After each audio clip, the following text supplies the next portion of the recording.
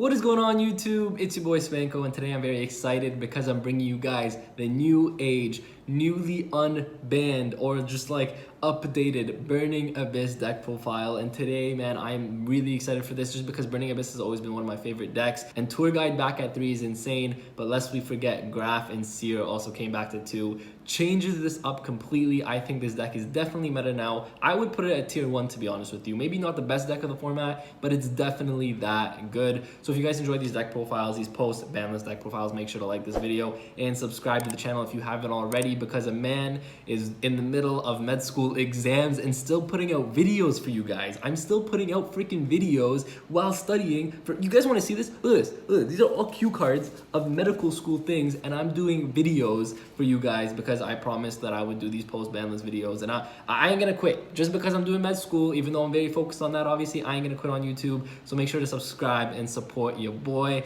But so today we're getting into BA, and we're just gonna get right into it right over here. Before we get into it though, I am gonna say make sure to follow and check out my social medias. Everything is going to be linked in the description below. Discord is also going to be linked in the description below, so you definitely should check that out. But so let's get into the video. And so Tour Guide is back at 3, baby.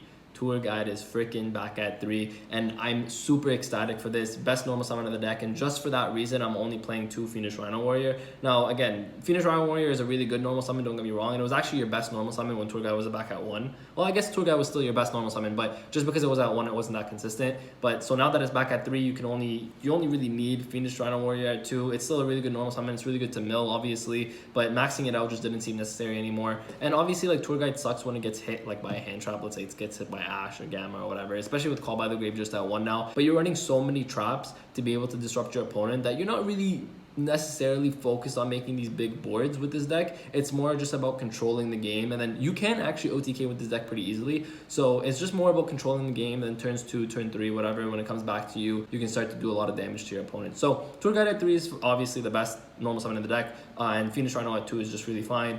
2 Seer and 2 Graph. Oh my god, bro. I don't even remember the last time I said we had 2 Seer and 2 Graph. It's been a long time. I think when it went to 1 was back in like Monarch format, back when like Beatrice first came out is when they went to 1. I might be mistaken though, but that's when I think it went to 1. But Seer and Graph back at 2 is insane. For that reason, I actually only cut the Skarm down to 2, and I'll talk about Skarm in a little bit. But Seer and Graph back to 2 obviously allow for a lot of things. The Seer loop is just a little bit better with Dante now because Seer is obviously at 2, it's not just at 1. And you're actually not afraid of it getting like DD Crowed or Call by the Grave, because before that was one of your biggest fears, like getting hit with a DD Crow or a Call by the Grave, and then losing your Seer. But now that you have a second Seer, it just makes the deck able to grind more, and then obviously create more plays on your own turn as well. I mean, no explanation for these two. These 2 back at 2 is insane. Farfa I'm still playing at 3 because it's your best really disruption of the deck. It's one of your most consistent disruptions, and then because also it's also really good going first and second, right? Going first, when you set up a Beatrice, you can send the Farfa to disrupt your opponent, but then going second, milling a Farfa just means that you can get rid of an opponent's card or opponent's monster just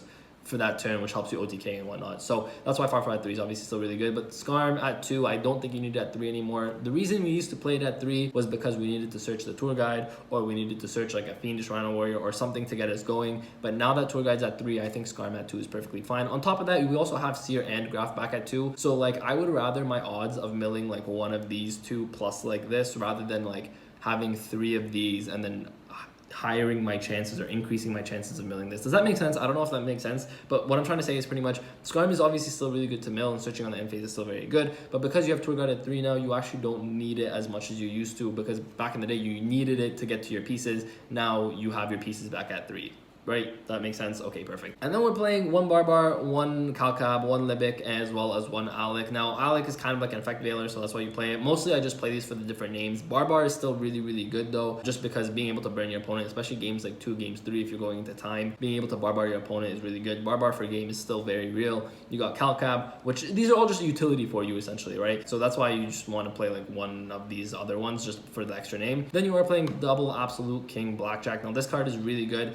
Obviously, all the traps that you guys can see here are normal traps, and because of that, being able to excavate it on your opponent's turn, it just gets through your deck a little bit faster. Also, if you excavate any of your BA monsters, especially something like a Farfa, it acts as a form of disruption as well. So it's one of those things that when it's in your graveyard, it's just like a low-key extra form of disruption that your opponent doesn't sometimes like take into account, because it'll be in your graveyard. If your opponent's not checking your graveyard regularly, then this can hit them out of like nowhere, right? So double backjack is really good. I'm playing 2 Ash at 3 Veiler. The reason I'm playing 3 Veiler, I should also say, since we're talking about hand traps, I'm playing 3 Imperm. And the reason for these two is obviously because Verte Anaconda and Dragoon is one of the most prominent cards in the format right now. So being able to hit the Verte Anaconda, which is right over here, being able to hit the Verte and stopping your opponent from making that play is really good. So triple Veiler and triple Imperm. Keep in mind that neither of these are once per turn, which is why I play both of these. I only played 2 Ash because, again, Ash is only a once per turn. I didn't want to open multiple of it, but it's still like one of the most generic hand traps, so that's why I still wanted to play it at 2. So yeah, 2 Ash. It's also a level 3 low key. If you really needed it, you can like normal summon it with another card on the field. Actually, you can't really normal summon it with a BA on the field, but you can normal summon it with like a tour guide if you needed to, or like a Fiendish Rhino to make a rank 3.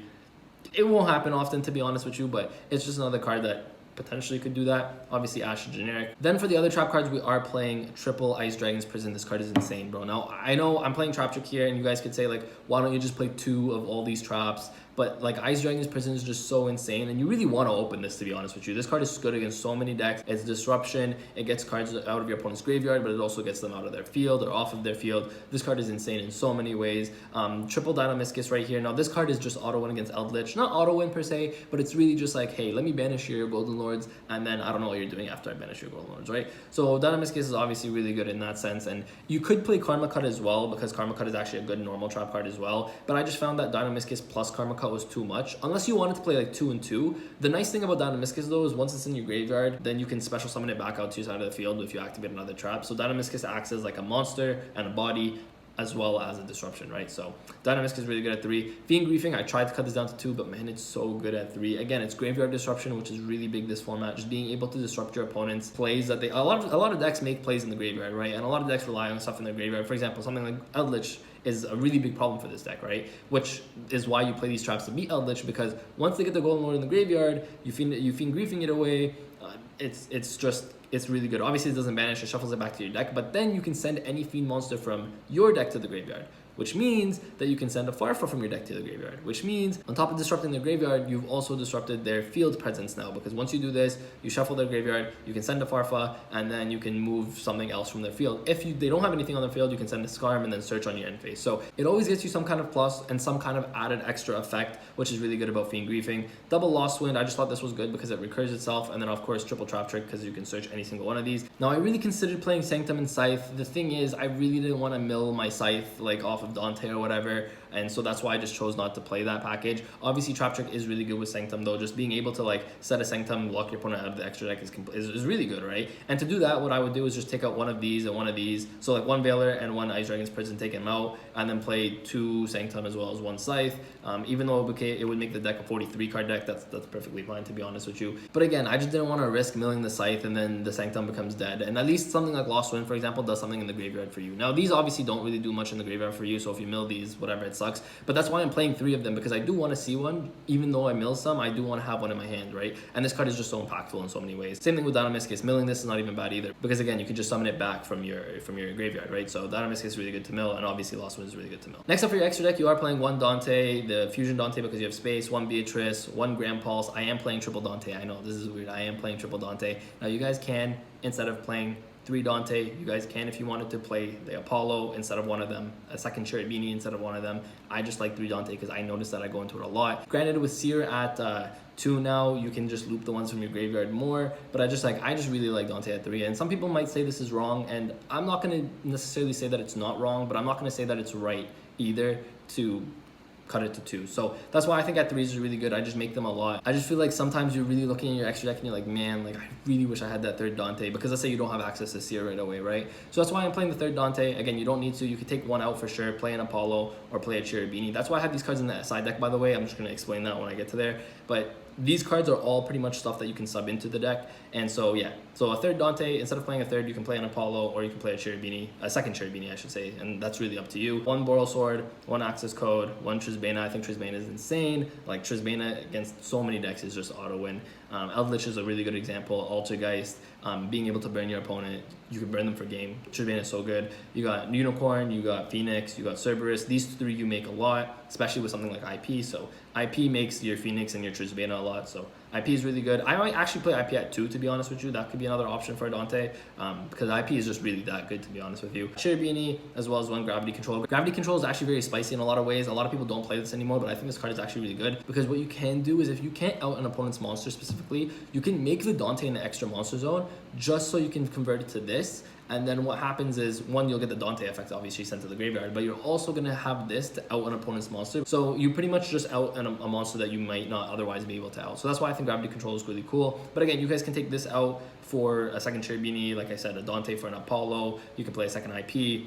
A lot of the extra deck doesn't really matter, other than the Dantes, the Beatrice, and like these two to pretty much game your opponent. Everything else is kind of utility, right? So you can change this up a little bit. But the one thing I really did want to mention is the Dragoon and the Verte. Now, I am not playing this package, even though it's very easy to play in this deck, and it's actually not hard. Like, you can make Verte instead of IP a lot of the time. The only reason I'm not playing this engine is the same reason that I'm not playing the Sanctum engine. If I mill these cards right over here, this engine becomes completely dead.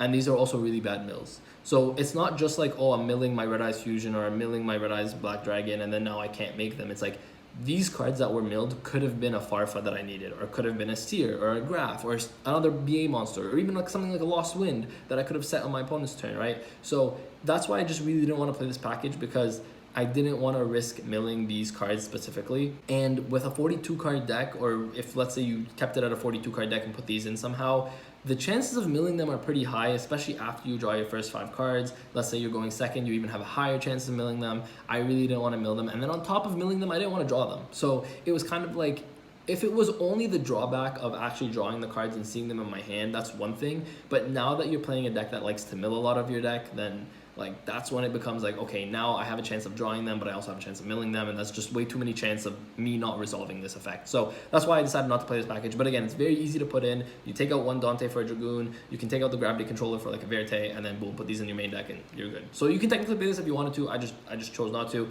And then Evenly Matched is another thing that I saw people like to play in their main deck as well with BA. That's really up to you. Evenly Matched is really good in this format, don't get me wrong. I think I would side it, 100% would side it. Like, there's no argument against siding it. But in just maining it, I just feel like you really want to go first with this deck, even though it can go second. You do really want to go first, so that's why I just didn't want to play the Evenly Matched right there. So that's it for this deck profile. If you guys enjoyed, make sure to like this video and subscribe to the channel. BA is back, baby. I'm actually very excited. This might be one deck that I'm going to be playing very often, to be completely honest with you. It's one of my favorite decks of all time. Very consistent, very fun to play. And it's both a control deck as well as like an OTK kind of deck. So that's why I just really like the deck. If you guys enjoy the BA, if you guys enjoy the profile, let me know. If you guys have any suggestions also in the comment section down below. Now, I've been updating a lot of these decks, but of course we don't know what the exact format is going to be. These trap cards can all change based off of the format. If one deck takes over and becomes the actual definite best deck of the format, for example, you can change your traps to beat that deck kind of thing. So that's the thing about BA, is you just keep changing the trap cards according to the format. So if you guys enjoyed this video, like I said before, make sure to like and subscribe. Get your boy to 5,000. We're at 35, almost at 3,600 now. Get your boy to 5,000, and I have a really big special video for 5,000. So with that, guys, Spanko, sign out. Peace. Yeah. Love you all. My hands steady, I feel ready, but my legs heavy, I don't get it. How come I haven't hit it already? Still working, I'm still learning, I'm still searching, finally earning something, finally turning something called a profit. If I hear you talking shit, don't get caught in it. I'll be popping off and hit your ass, dropping all your shit. Yeah, I promise this, I got promises, you ain't stopping this. Cross my shit.